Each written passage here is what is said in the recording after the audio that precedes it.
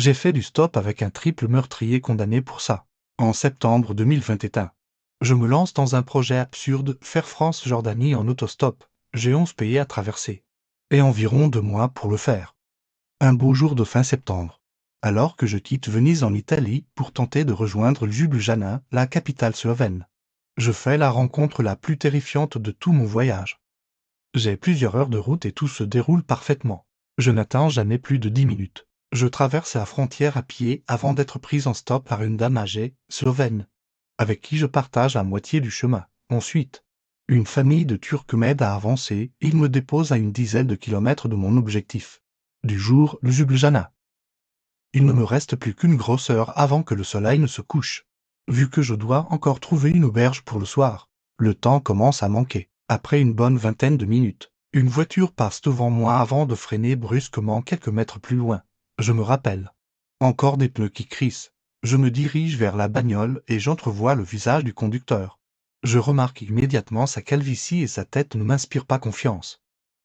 L'homme me dit de monter, mais pendant une seconde entière, j'hésite, pour la première fois du voyage.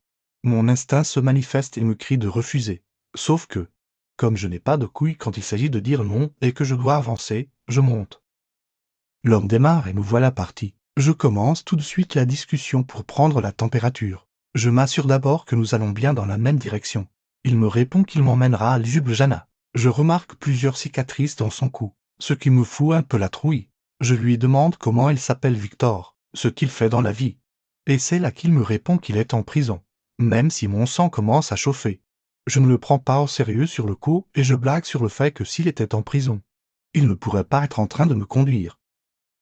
C'est là qu'il m'explique qu'il est bel et bien en prison, sauf qu'il a une permission de sortie un week-end par mois. Sans même que je ne lui demande ce qu'il a fait pour finir en tôle, je n'aurais de toute façon pas osé.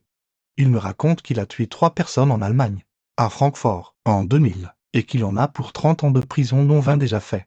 Il me parle de règlement de compte qui a mal tourné, mais je ne cherche pas à rentrer dans les détails. Lorsqu'il me raconte ça, je vous avoue que mon cœur commence à battre fort, très fort. Je reste tout de même calme en apparence et je joue l'intéressé.